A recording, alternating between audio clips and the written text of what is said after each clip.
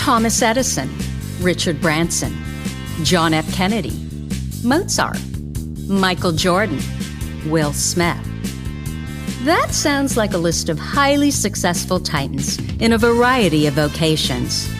Why is it that we rarely hear that they have or had ADHD? And you know what we hear even less about? Serena Williams, Emma Watson, Mel Robbins, Whoopi Goldberg, Agatha Christie, Erin Brockovich, Cher. Yeah, the successful women navigating ADHD. And that's exactly why I started this podcast, ADHD for Smartass Women. I'm your host, Tracy Otsuka. I'm a lawyer, not a doctor, a lifelong student, now a coach. I'm also the creator of Your ADHD Brain is A-OK, a system that helps people like you figure out what they should do with their life. And we're here today to talk ADHD, your strengths, your symptoms, your workarounds, and how you proudly stand out instead of trying to fit in. I credit my ADHD for some of my greatest gifts. And you know what? I spy a happier life for you too. So without further ado, a shiny new episode is starting now. Hello, I am Tracy Otsuka, and I wanted to welcome you to episode 85 of ADHD for Smartass Women. In this episode, I am going to introduce you to entrepreneur Helena Hills. Helena is the mother of two little boys, Leo and baby Arthur. A triathlete, she co-founded True Start Coffee with her husband, Simon. True Start is a feel-good coffee company that's all about positivity and putting people first. It's an ethical British family business that is one of the fastest-growing young drink brands in the UK. True Start has won a host of impressive awards, retails in over 1,000 UK outlets, and is exported to several international markets as well. Helena is a multi-award-winning entrepreneur with a reputation for her infectious passion, energy for life, and drive to make change in the world by making people feel good. Helena, did I get all that right? Yeah, thanks. That was awesome. Well, welcome, Helena. So I want to share with our listeners how we met. Helena sent me an email, and she told me that our podcast here, what you're listening to, changed her life. Now, I get a lot of emails, direct messages, and audio messages from women, but there was something about yours that really stuck out. And I think what it was, Helena, was your comment that you had literally started a business that was your treatment, and you didn't even realize that you had done this. Now, for our listeners who don't know, caffeine is actually a stimulant. So it stimulates the body's central nervous system, and it boosts the brain's production of dopamine, which helps many of us focus and maintain concentration.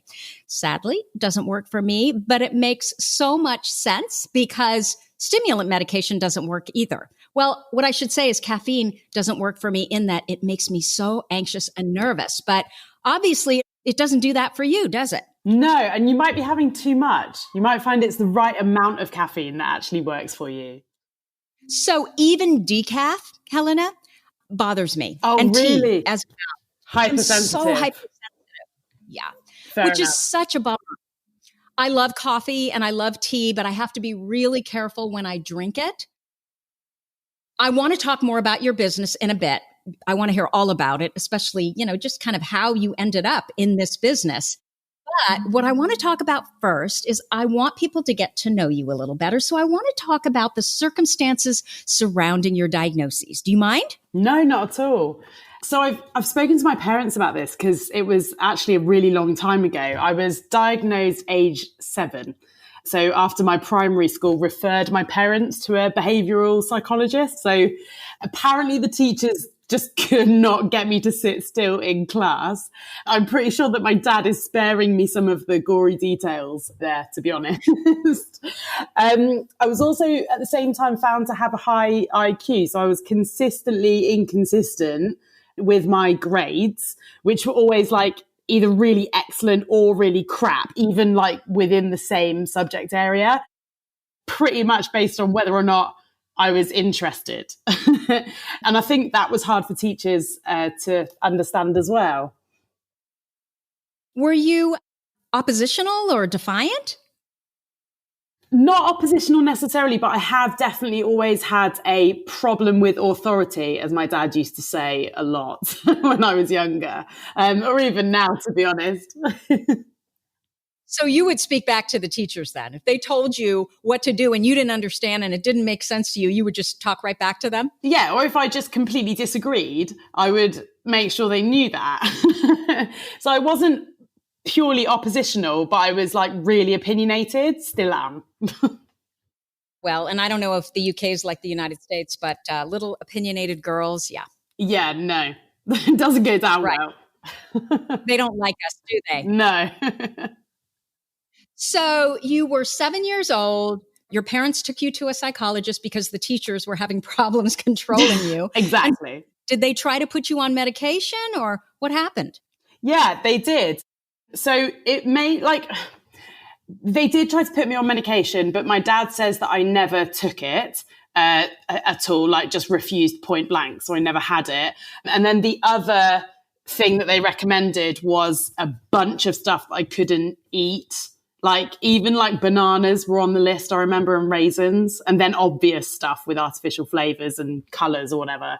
Yeah, it wasn't much really. And there's this fundamental misunderstanding back then that ADHD, I think this is still a misunderstanding. ADHD is a behavioral issue rather than a neurobiological brain difference. And it made my childhood sort of teen years really difficult. Like I was a constantly frustrated child and teenager, and I just constantly felt misunderstood and like maybe I was just bad.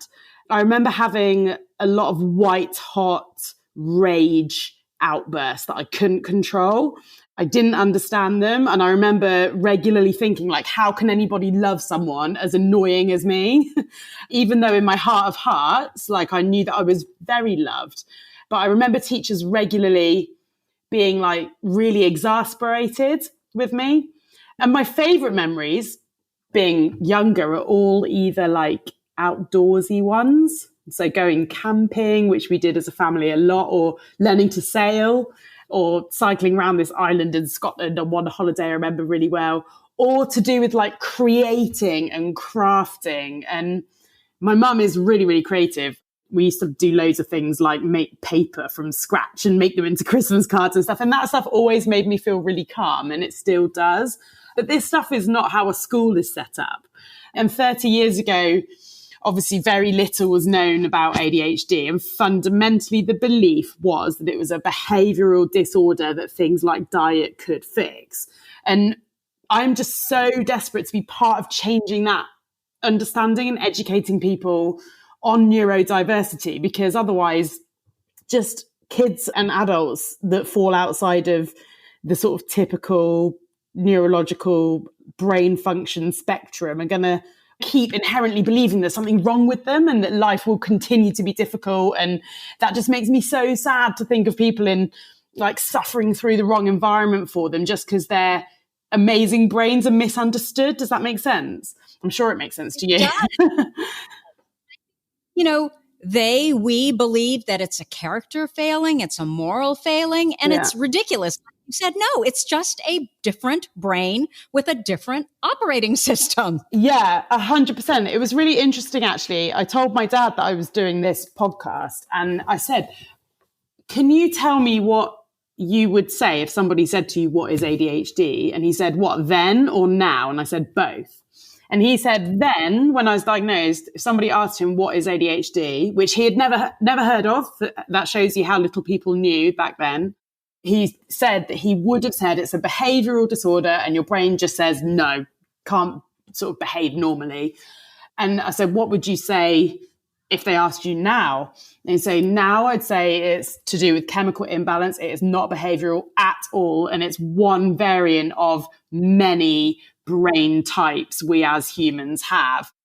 Like, you know, that it's just, there's a big difference, isn't there? Absolutely. What about social problems? Was that an issue with you? Like among your girlfriends and, you know, other guy friends in school? I always had friends.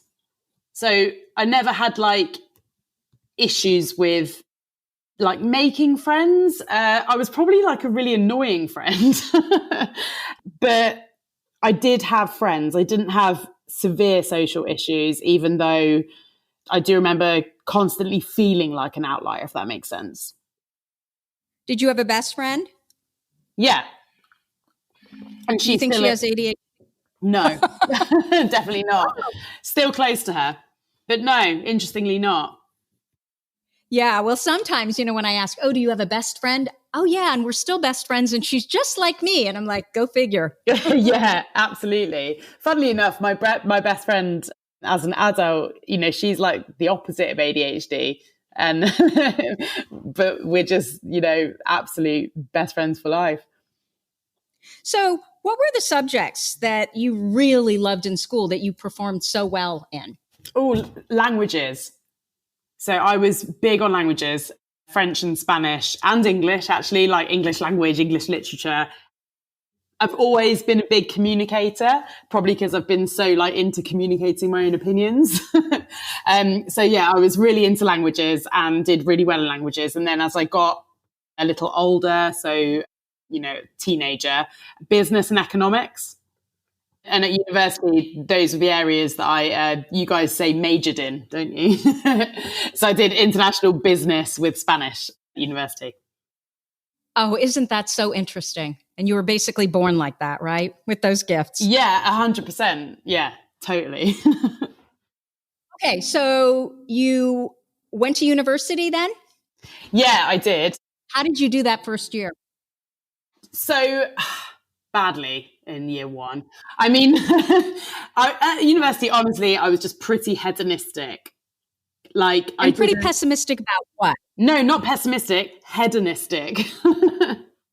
Oh, okay. Lots of sensation-seeking behavior, high stimulation stuff. I mean, part of my degree actually was going to South America, which was amazing. And I just treated it like one big party, to be honest. I came out with a great degree, but would just always cram last minute. Like work was not the top priority for me at all. So was it the relationships and the experiences and, anything that was new or different? Was that what you were attracted to? Yeah, 100%. Like when I went to South America, I literally went to like every corner of South America and just saw everything and did everything and met as many people as possible. And that's definitely who I am. And I just wanted to see the world and do stuff and do more and experience everything. And I've always been a bit like that. And so you were, at this point, hadn't tried meds because you refused to take them. You were just kind of like, oh, I've got ADHD, but I'm not going to deal with it. Was that sort of how you handled it? So I remember taking Ritalin a handful of times as a teenager. And the first time it seemed to have like a positive effect. But after that, just really bad effects like anxiety. I even remember like shaking and sweating, and it just didn't help my brain at all. So, I mean, my journey with ADHD has been really an upside down kind of journey. So I was diagnosed as a child, but as I said, I wrongly kind of believed that it was a behavioral problem. And it was the reason that I was naughty or defective or just generally an idiot, and like, why couldn't I just behave? And I've always struggled with a sort of negative self-concept, rumination, and trying to work life out generally. Like, why are my thoughts and actions so different from other people's? I thought that my feelings must be the same for everyone, but maybe I just can't handle them as well. So I developed this sort of complex. Like, so even now in my adult life, I figured that other people, like my husband, Simon, for example, must have the same internal turmoil.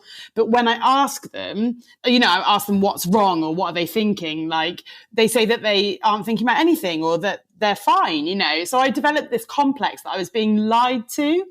And I decided that I must be the cause of all these people I care about's problems because they're not telling me the truth about it. It's really strange. And it turns out it's obviously not how everyone feels. And I'm amazed to find that neurotypical people are actually having a totally different everyday experience of life. they just don't have to work so bloody hard to get their mood and motivation and stuff into a normal range. It just happens. So I remember my mum would like periodically discover things that might help me as a child, but I just pushed back literally on everything. So, for example, I remember her buying me ginkgo biloba. Is that how you say it? And I just thought like, oh, whatever. Because I was just being difficult, you know. And she was always trying to help me. And I have to be honest and say I'm actually quite wrecked with guilt about how difficult I was. And I know that trying to manage and understand my ADHD was really, really tough for my parents because so little was known about it. And I know it was confusing as well. I used to do ballet several times a week to a really high level, and people always used to think it was really weird that I could be so focused and calm on stage and the total opposite the rest of the time. But obviously we know how important exercise is for our brains, don't we? And I remember hearing on one of your podcasts that it only takes one adult to believe in you for ADHD kids, you know, to thrive. And whilst I made life difficult for my parents and also my lovely brother, they've definitely like always believed in me, and I feel really lucky to have them. And I remember they would say sometimes, they were probably just waiting it out sometimes, and they would say how I just needed to find something that I loved to be able to harness my energy and channel it into something great. So it turns out they were right. But they just inherently understood that stuff. There was no Google, was there? I love them so much. They're so great. And I know that this guilt is kind of futile that I feel, and it's not my fault. But you kind of can't help it. The guilt remains, and I just always want them to know now how much I care. And I don't know, it's a weird thing. As an adult, I kind of decided, right, my ADHD was the reason I was a difficult child and not anything else. And I basically never even considered it to be part of my life from university onwards. So if I ever referred to it, which would be really, really rare, it would be in the past tense. Oh, I had this when I was a kid. You know, I've mentioned that to Simon maybe a couple of times in the 10, 11 years we've been together. Because with my total misunderstanding of what ADHD actually is, in my head, it was never an excuse to not maximize your potential. So I didn't use it as one. I just ignored it, never learned anything about it. And obviously, as you know, I've got a great company. And like many of the amazing women in your community, I'm known for being like super passionate and energetic and all over the place and many things. But in more recent years, I've been struggling to a really extreme level with negative self-concept and RSD, as well as sort of managing all my other symptoms. And I just considered those to be personality traits, right?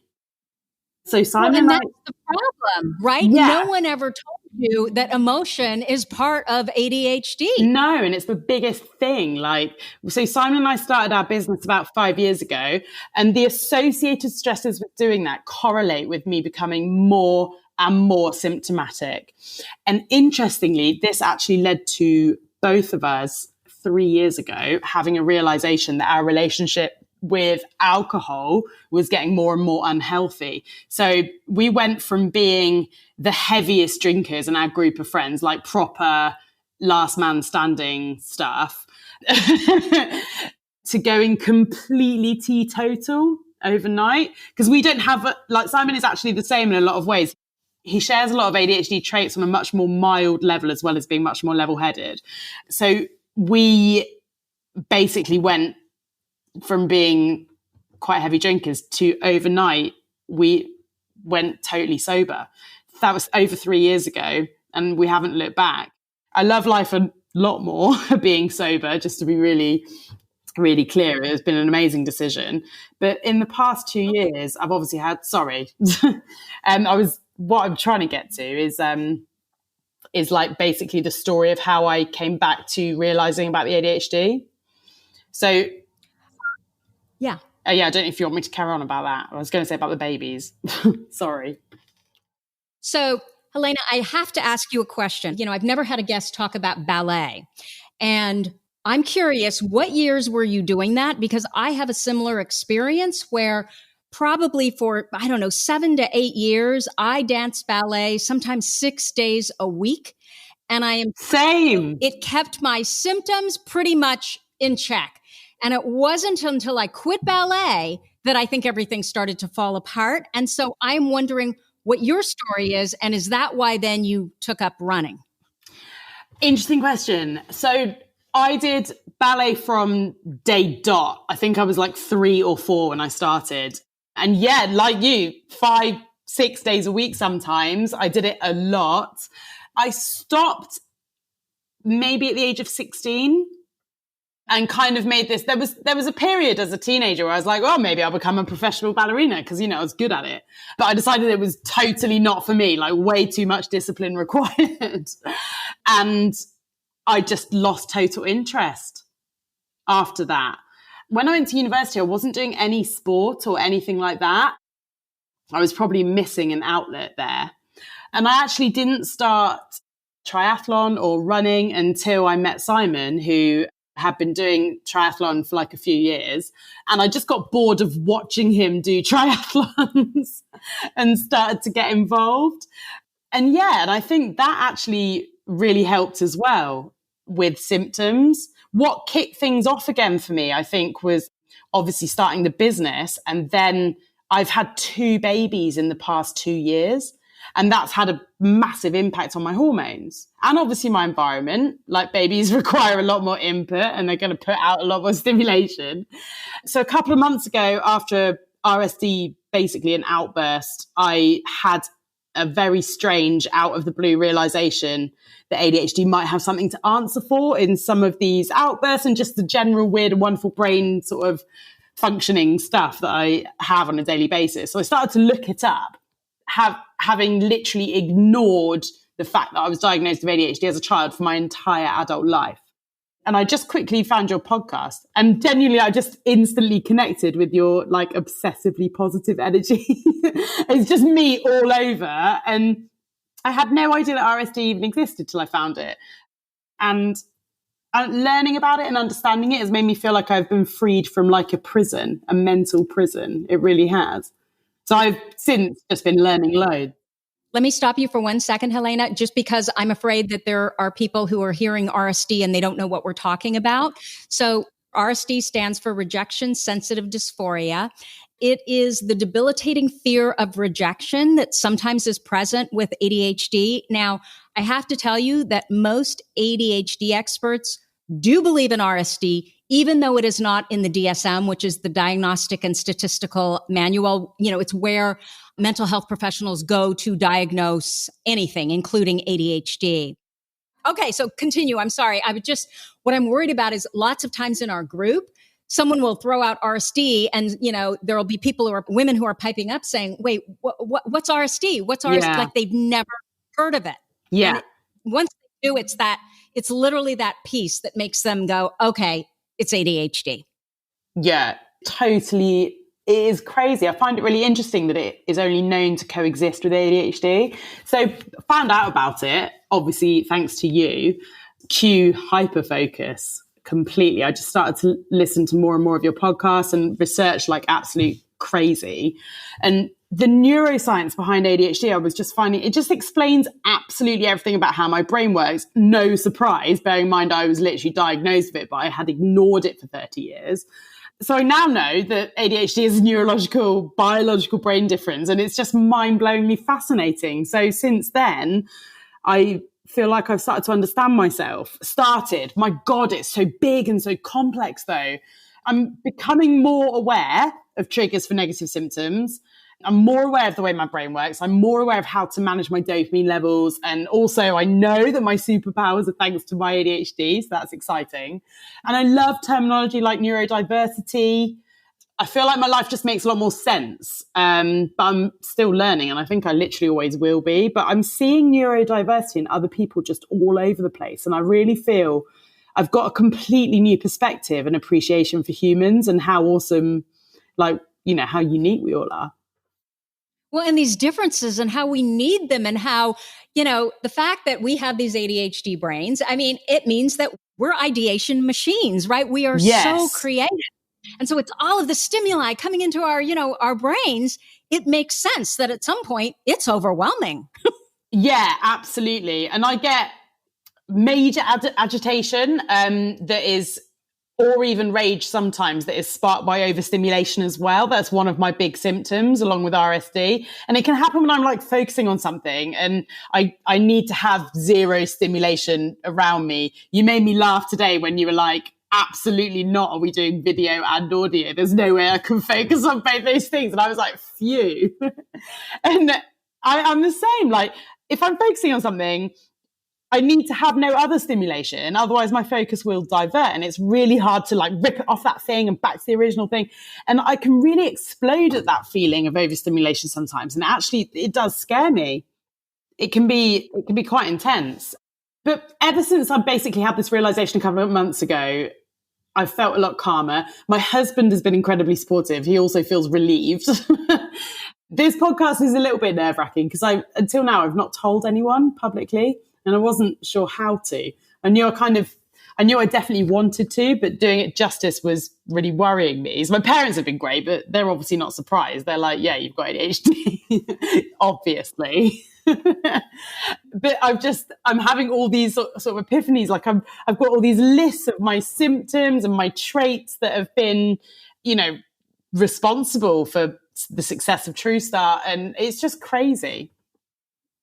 Yeah. How it all connects, right? Yeah. I mean, people say all the time, well, what am I supposed to do? What am I supposed to do? Well, you have an internal rudder that literally tells you what to do next. If you just pay attention to how you feel and keep going forward, because you cannot know what to do looking straight out ahead. But you will see it all come together when you turn behind and you look at where you've been.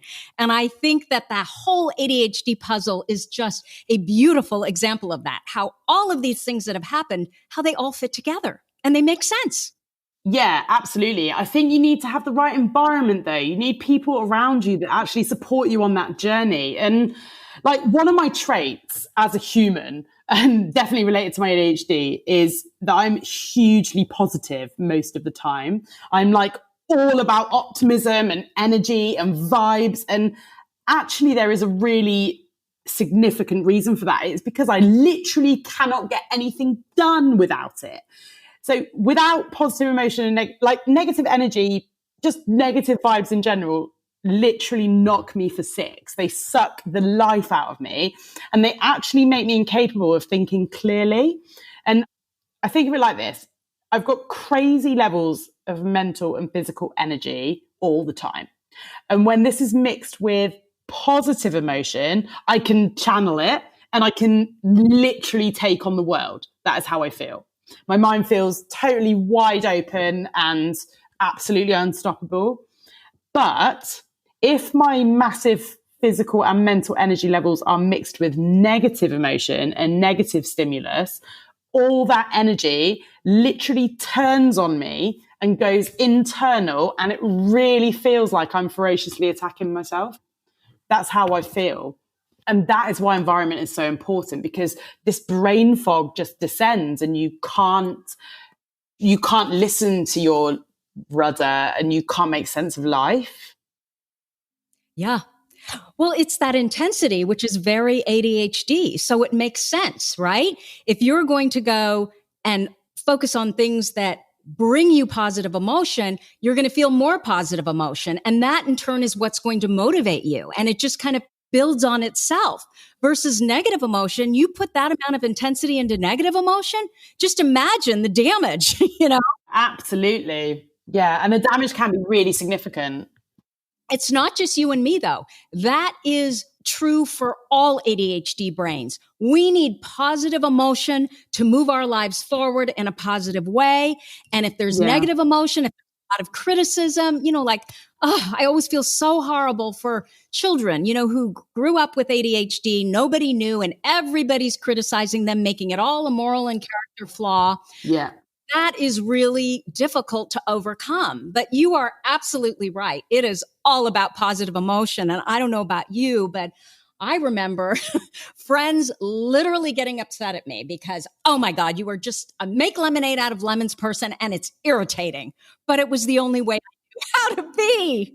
Yeah, it's funny. I actually have this really strange memory of before I started the business and I had a normal job and somebody was having just a proper moan about somebody in the office. And I can't remember what I said, but I was just very like, just don't worry about it. Just be cool. Just be like, and it was something along those lines. And she just looked at me as if I was completely mental and went, why are you so positive all the time? And I'm like, I didn't say this back, obviously, but it's now I realize because if I'm negative, then my God, I'll self-destruct. Yes. Yes. Okay. So I love that. Tell me about the business. How did it start? Oh my God. So the most strange thing about this whole thing is that I've realized that True Start is literally my treatment. I just didn't know. Like True Start is known as the feel-good coffee company, right? We exist. We have created it to spread positive energy because, as I said, if I feel crap, I can't get anything done whatsoever. And I literally use True Start as a vehicle to give myself, but also everyone else in the whole world, everyone that I can touch, a massive positive dopamine kick. And it actually started because rewind 5 or 6 years, Simon and I were in ordinary jobs and busy jobs. We were training for a big triathlon event, an Ironman triathlon, and we were drinking loads of coffee. Like we were up really early a lot and just living at a million miles an hour. We've always done that. We were drinking loads and loads of coffee, but it turns out that I am quite sensitive to caffeine, which I know sounds weird, but I was really noticing that sometimes I would feel like, I'd feel great sometimes after a cup of coffee. That's why I was drinking it. But other times I would feel like massive heart palpitations and just really like I've overdosed on caffeine. And then other times I felt like I needed sort of 5 cups of coffee to even get going. And I just started reading a bit about it because I was into triathlon. I was into sort of the nutrition side of things. So I was reading about caffeine in sport specifically. And I found out that the caffeine level in a cup of coffee varies a completely insane amount. Like you could be having 30 milligrams in one cup of coffee, you could be having 600 in another, and I'm not exaggerating. Wow. That is just crazy. It's the same as having like a quarter of an energy drink or 6 energy drinks in one sitting. And it's like going into a supermarket and not knowing how strong all the alcohol is, and it's just potluck. Oh, geez. And that's pretty much what coffee is, because there's so many variables that affect caffeine levels. And I was mind blown by this and actually completely hyper-focused on the whole thing and found out bloody everything there is to know about coffee and caffeine. And I was like, surely we are not the only people in the world who think a reliably caffeinated coffee that makes you feel awesome every time would be great. Initially, we were thinking for sort of sport and fitness and health, because that's the mindset we were in. But honestly, just for like your executive function and just for your day to day. Long story short, we developed and launched the first coffee that actually is like super clean, and it actually has a consistent level of caffeine. So you know where you are, you know, you're going to feel good every time. And then 3 years ago, we had the idea, after we stopped drinking alcohol, to launch our drinks. So to launch a range of like really, really clean, ready to drink, like, you know, cans of drink that have no rubbish in them, like, you know, almost like a really healthy energy drink, I suppose. And here we are. It's just been crazy to think that this vehicle for making people feel good is really just from my own need to feel good. It's really strange. You created your own stimulant medication. Yeah, completely. It's really bizarre. It sounds so cheesy, but like, I do genuinely believe I was put on this earth to spread positive energy and make other people feel good about themselves. I really do. Well, I bet you have a lot of ADHD clients. I imagine we do, yeah. Lots of people. I remember the day one of True Start was Simon and I in a field with about 20 people that were running like a really small, rubbish little 10-kilometer race. And it was just like there was hardly anything there at all, just 20 people that were running. And we had like a boom box and we were bringing all the vibes. And it was our first ever event. And we were handing out little shots of True Start. And we were like, just so ridiculously energy, like more energy than 20 people needed, for sure. But we were like, have an amazing race, like have this, you're going to feel great. And that day was my first experience of seeing the direct impact of making people feel just good about themselves. They were coming back, massive smiles on their faces. They're like, I got a personal best. Like it was the start of us building like an insane community around the brand. And because I'm like ridiculously empathetic as a person, like paralyzingly so sometimes, but it does mean that I genuinely care so much about our customers. I know so many of them by name. It is ridiculous. And that plays into the success of True Start, obviously, because I do just care so much. Yeah. So, Helena, what do you love about your job? Like, what are the best parts of your day? Oh, that is a big question. Honestly, just seeing impact and momentum. We have an amazing team and I love seeing them buzzing. So we have our own coffee shop that is sort of situated within one of these funky startup co-working spaces with lots of other businesses. And we operate the coffee shop within that, as well as have our team based, our HQ based from there as well.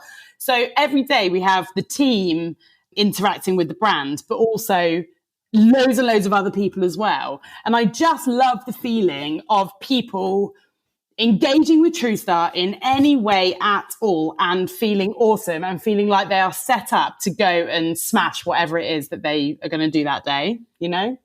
That's my favorite day to day. But fundamentally, I have a really strongly held belief that anything is possible and that the status quo is there to be challenged. So the idea of taking on industry giants, like we're fundamentally up against Nestle, right? We're up against companies like Nescafe at the end of the day, because we want to create this amazing coffee master brand that makes people feel awesome. And those are the guys that dominate this industry, really. And actually, the idea of taking them on fills me with a really excited, powerful feeling on a daily basis. It doesn't scare me at all. It can be kind of hard to communicate it to people because I do often find, to be honest, there are no words for my feelings in general, like good or bad. But people are always asking, what are your ambitions for True Start? And their brains automatically go to, are you trying to grow this and sell it for truckloads of cash? And that's where people's brains automatically go. And I'm literally there like, am I trying to build another massive corporation? Because the answer is no, because I genuinely could not think of anything more boring. If my interest was money, I would have stayed in software, which is what I did before True Start. And my ambition for True Start is huge. It is absolutely huge on a global scale, which kind of confuses people because they seem to be saying that, oh yeah, I want to build a massive corporation. But it's not that. I want to build a gigantic, impactful movement for one simple reason, that I want to make as many people as possible feel awesome about who they are so they can challenge the status quo themselves and find their own happiness in this world. I believe that is a positive force for humanity, right? We need to feel good. And we've never had more as humans, but we've never been more miserable. I really think that. And I just want to prove that you can impact massive change. It's not bloody easy, don't get me wrong, but I really believe that you can do it. Oh my gosh, what I love in your voice, you're so inspiring, first of all, but you have this ADHD entrepreneurial, complete lack of any fear. You just want to go for it. And I love that. I love it. Okay, so that's what you love. What are the things that you don't like so much that you have to do? Oh my God, just anything mundane. Like day to day. So I have zero patience for bullshit as well in small talk. I just find it inauthentic. So, and sometimes that's a bit of a problem in the coffee shop because I feel like I need to be really nice and say hello to everybody. And sometimes I just want to tell everyone to go away in the nicest possible way. I also have a severe allergic reaction to incompetence. Like I've got no tolerance for it. And annoyingly, this is intolerance by my own judgment, and my own judgment is really, really harsh. So sometimes I imagine that's very hard for people around me. And luckily, my husband is a stabilizing kind of force. I've just got no patience at all. So I'm really, really impulsive and I want everything to be done yesterday. So my husband's amazing at taking a step back and sanity checking things, you know, that we want to do, whether it's true stuff or our personal lives. And he makes like an informed choice with the momentum that I provide. But I can't watch it. I'm just like, just do it. So whether it's to him and the team. And that's the stuff, you know, the impatience. I really struggle with that, actually. He jokes that when we have a board meeting or something, that we do a duo where I'm a bit nuts and he's a bit sensible. And that's actually the words that he used. And it's not even an act. It's literally just how we are. So I'm very visionary and I can see the journey of how to get where we're going most of the time when I don't have brain fog. But I struggle with the consistency to actually do it, which is what Simon is great at. And also, so are our team. Yeah, so it's a great combination, basically. You can't have both of you, right? But you also can't have two of Simon. It's a good balance. 100%. Like people quite often ask how on earth we're married and do the business together, and because we're in each other's pockets all the time. And I say it's because we've got really complementary sort of like skill sets and approaches, so we don't clash much. So how do you balance all this with two babies now? So, you know, you're not sure. So we do, I think I said earlier, we live life at a million miles an hour. But we have learned over the past 5 years that we need to take time out to purposefully slow down, or we really do burn out significantly, both of us. And that has happened a number of times. But interestingly, having our babies has actually helped us do it, I think. We have mini kind of slowdowns pretty much every day now because we're playing with them, and we never, ever slowed down ever before they were born. And I think we've both been kind of surprised by just how much we actually love being parents, even though it's exhausting, obviously. But I find the boys really soothing and they bring me so much joy every day. And I just want to make sure that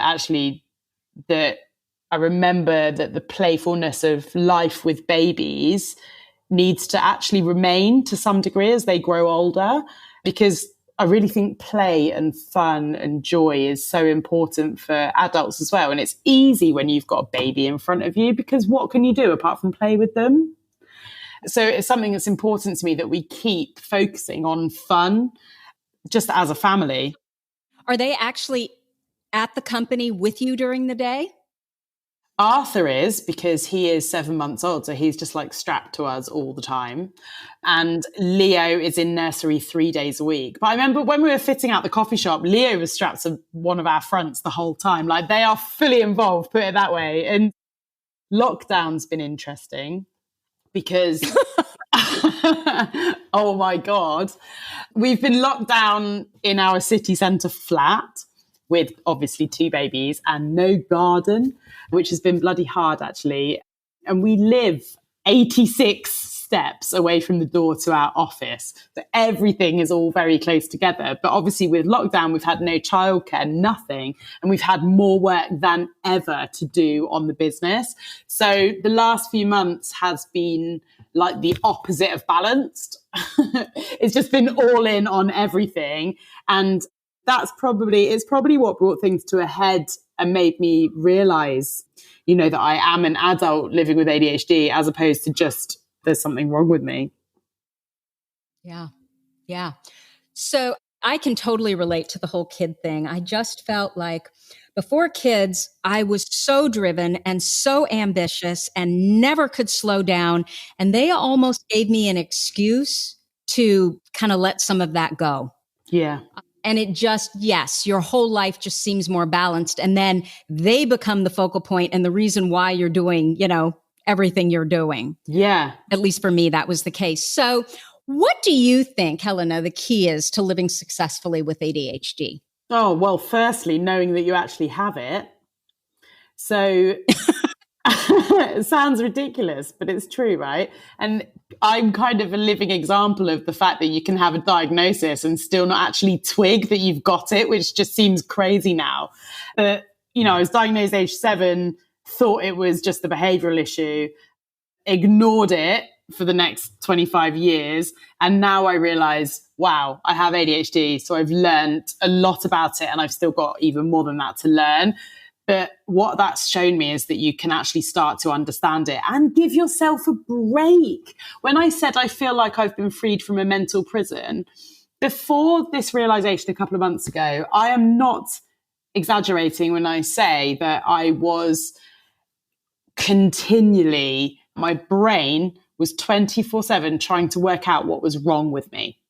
That is exhausting. It is excruciatingly exhausting.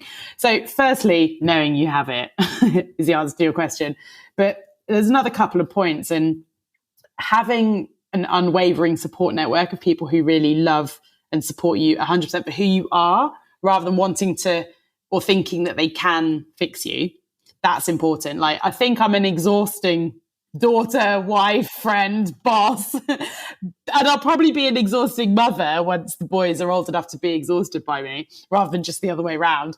But I do bring a lot to the party as well. Like, I'm excitable, playful, caring, like very loyal and enthusiastic. And this support network of people that love all those things about you, that's so important. And also, equally important is having the ability to adapt your physical environment to what actually works for you and your brain, and being able to try different things, which requires point 1 and 2, right? It requires knowing you have it, and it requires having people around you who support you in making those changes. I've been thinking about it as this equation that there are 2 sides to. So one is about stimulating dopamine, which is what a lot of people focus on when they talk about ADHD, because they're talking about stimulants, whether it's drugs or whatever, serotonin production. But the other one is actually about reducing stress, isn't it? And lowering your cortisol levels and activating parasympathetic nervous system, all that kind of thing. And I kind of feel like it's a bit of a vicious cycle for people with ADHD, because our dopamine is reduced, obviously, which means the body is constantly in a stress mode, like seeking dopamine, which keeps cortisol and adrenaline levels high. And that interferes with the entire hormonal system and causes so many problems. Do you know what? I'm going to go off on a little bit of a tangent, but I think it's worth it. I've realized that basically it's not a coincidence at all that people with ADHD have got comorbidities that are ultimately linked to stress, right? Especially women, as you said earlier, because we've got way more complex and changing hormonal levels anyway compared to men. But I have... And we internalize, right? We internalize, they internalize. So we turn it on ourselves. Totally. That's exactly what I do. I've been like internally attacking myself for years. So I have endometriosis, right? And I would never, ever in a million years could you have even paid me to link that to my ADHD. I mean, they just seem completely disassociated, right? But lo and behold, I found a study that was published by the American Journal of Obstetrics and Gynecology that found that women with endometriosis have a high degree of psychiatric comorbidity that includes ADHD, because at a very fundamental level, endo is a chronic inflammatory condition that is exacerbated by stress hormones. So when our body is under stress, obviously produces more cortisol, and over time, producing more cortisol can hurt our immune system and its ability to function. And that obviously explains why people generally, you can get a cold when you're like stressed more easily, can't you? You know, catch just a normal cold. But stress increases inflammation in our bodies, and inflammation plays a huge role in loads of diseases like endometriosis. So more inflammation, more disease, more pain as well. And obviously we know there are a lot of clinical studies that show that adults with ADHD often report, especially women, much higher levels of musculoskeletal pain and general physical discomfort as well. And it's all just so interlinked that it just blows my mind. And I'm obsessed with learning about it now. But what I'm trying to say, back to your point about how do you live successfully with ADHD? I mean, I don't know, but I do think that reducing stress is so critical, whatever that means for you. Positive emotion. Well, yeah, absolutely. I mean, we feel it, right? We know when we do something and it makes us feel good. It makes us feel positive emotion, right? Yeah. So we need to do more of that. And then the things that make us not feel good and give us negative emotion, we need to do less of those things. So yes, this makes true, isn't it? The very first podcast of yours that I listened to, actually, where you talk about how you used to think back to when your babies were little and how you were so happy then and you're never going to get back there. And then you realize the reason you were so happy is because you did loads of outdoorsy stuff. And you were always like, was it gardening and things like that? And that's so true, isn't it? Like, we forget to focus on what brings us joy. Totally. We actually forget, and we get caught up in the rubbish that society makes you think you should be doing. Yeah. Yeah. It's mad. Totally. Okay. Helena, what are the ADHD traits that you feel are responsible for your success? Why are you so good at what you do? Okay.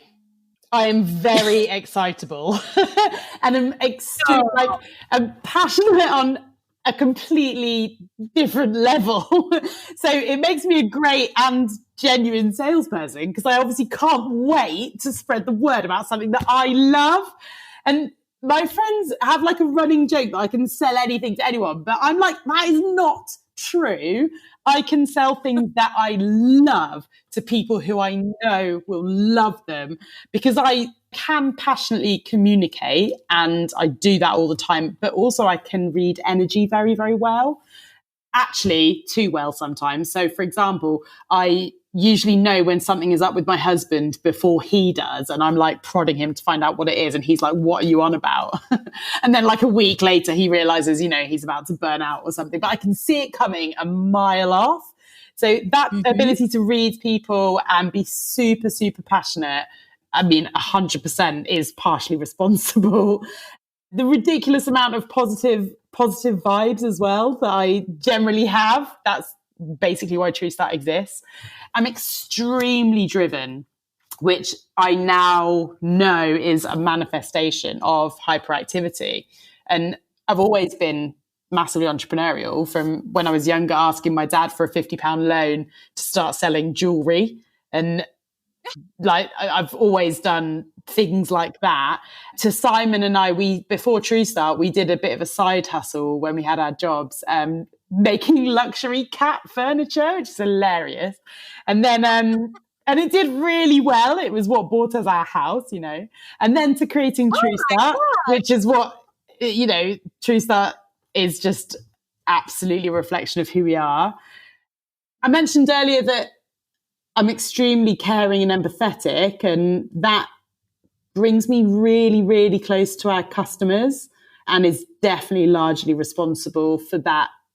I have an obsession with people being happy with their engagement with True Start, whether it is through drinking a True Start or seeing us at an event or speaking to us on Instagram or something. I want people to absolutely get joy from doing that. And I'm obsessive about it. I'm also massively wired for interest, right? So everything, I'm really interested in True Start, obviously. So I'm absolutely all in on it. I'm not hedging or anything like that. And that definitely plays into the success of it because it gets all of our energy. Equally, by the way, I can be very, very dismissive of things that I don't care about.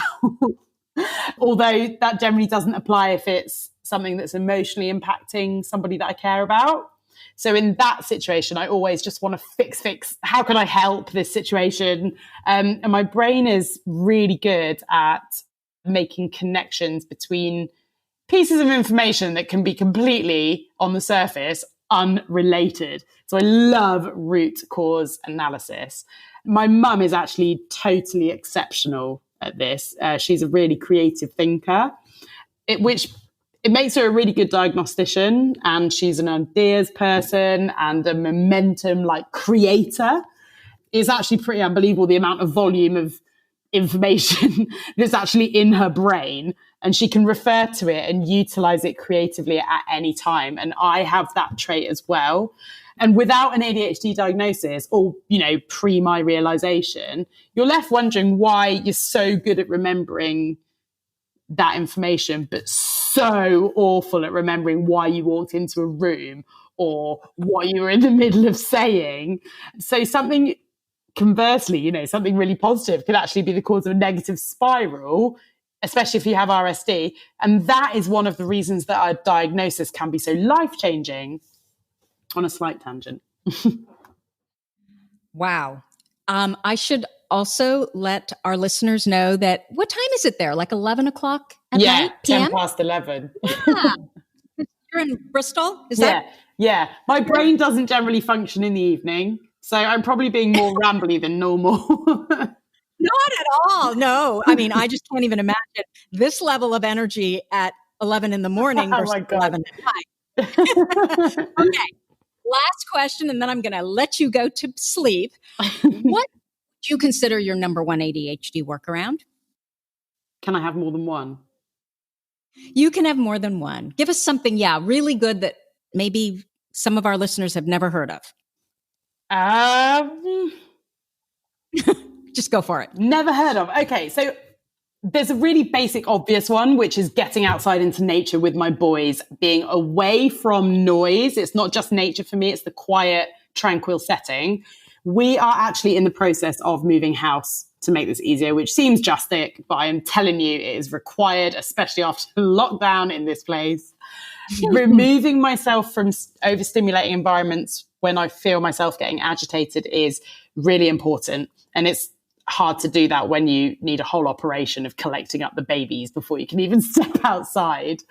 But a big one for me, and this has lasted for a long time now, is the words "one thing at a time" repeat in my head when I'm in a positive place and I'm trying to make something happen, whatever it is. These are actually Simon's words.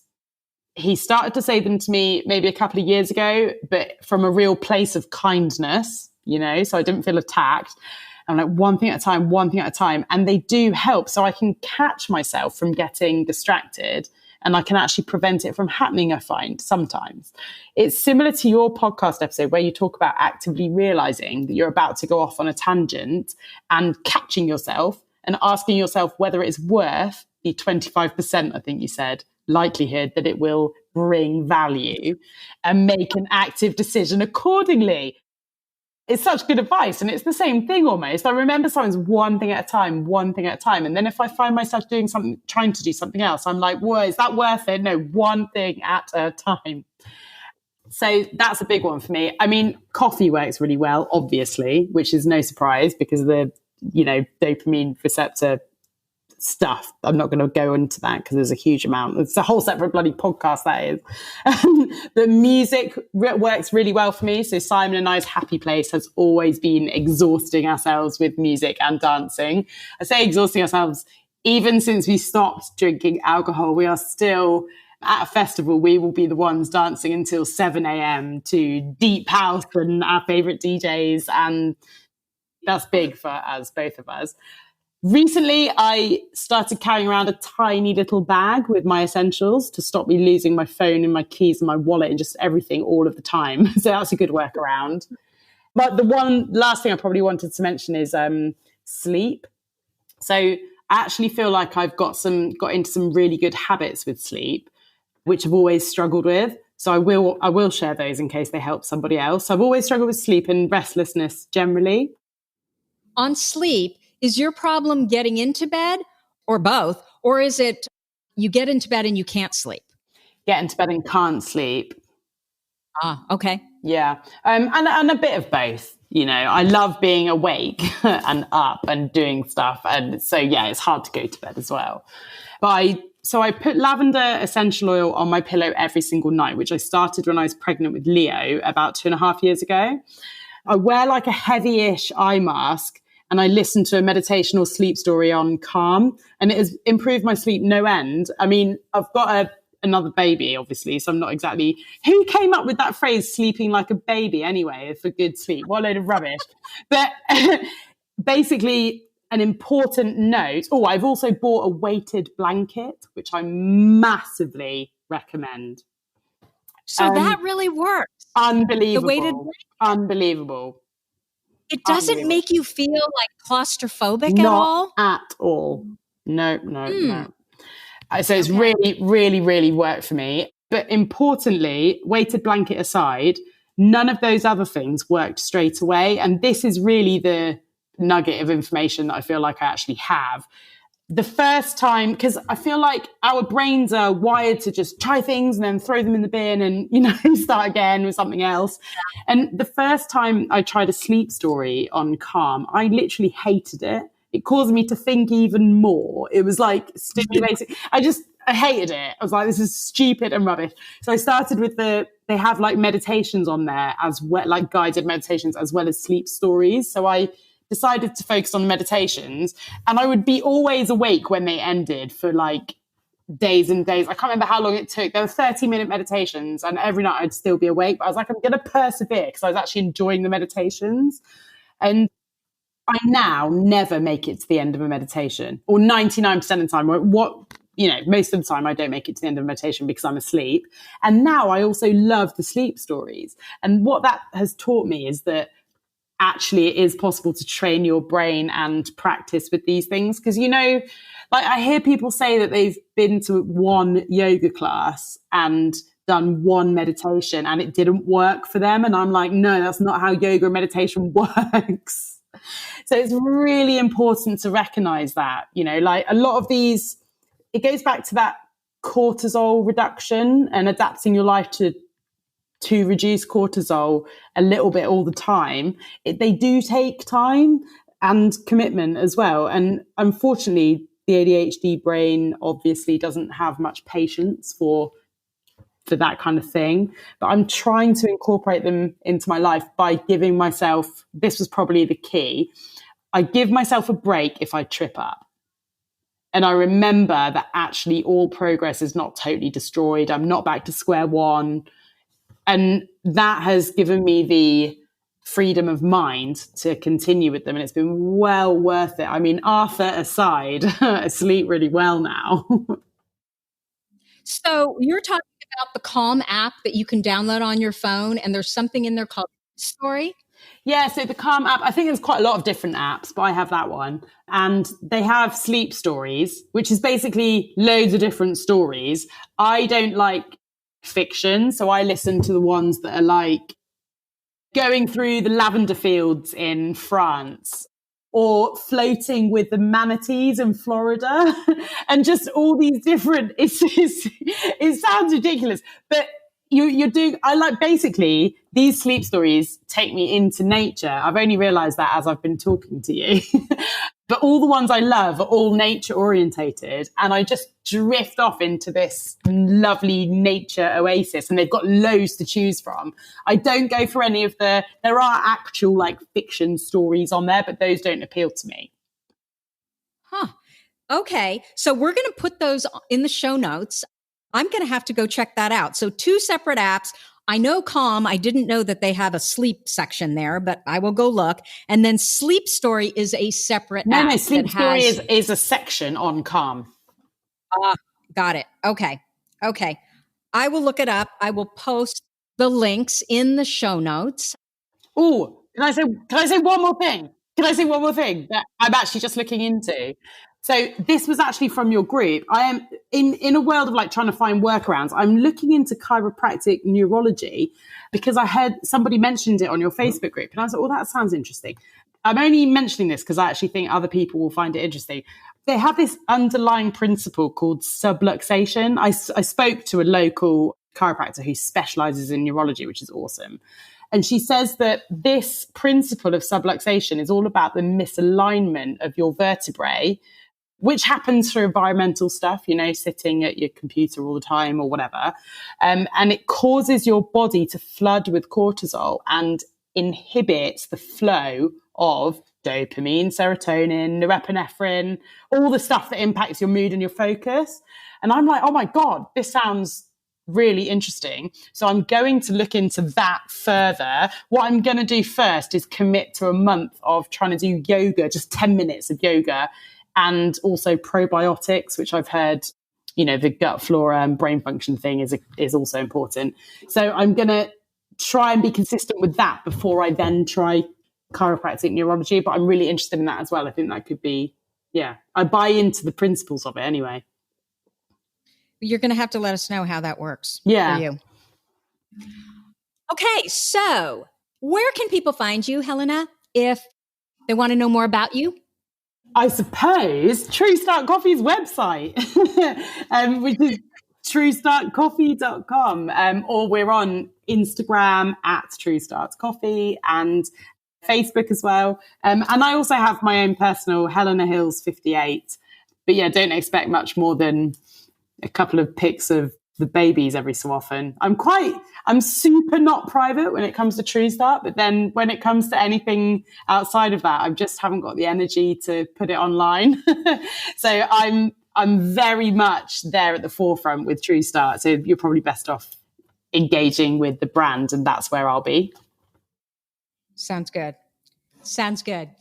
Okay, so thank you so much. And this is what we have for you for this week. As always, you're listening to ADHD for Smartass Women. If you like this episode with Helena, please let us know by leaving us a review. Our goal is to change the conversation around ADHD, helping as many women as we possibly can learn how their ADHD brains work so that they too can discover their amazing strengths. One more thing, if you have a comment, a guest you'd like me to interview, or a topic idea for this podcast, you can go to my website at tracyotsuka.com and leave me an audio message, or reach out to me at tracy@tracyotsuka.com. That's my email. Thank you so much for listening, and I'll see you here next week. You've been listening to the ADHD for Smartass Women podcast. I'm your host, Tracy Otsuka, and we're available on iTunes, Stitcher, Spotify, and Google Podcasts. Not coincidentally, ADHD for Smartass Women, it's also the name of our free Facebook group. We're a totally smartass community of successful, ambitious women who share our ADHD wins, questions, and workarounds. Join us at tracyotsuka.com, where you can also find more information on our Your ADHD Brain is A-OK system. I spy a happier life for us, and I'll see you again next week.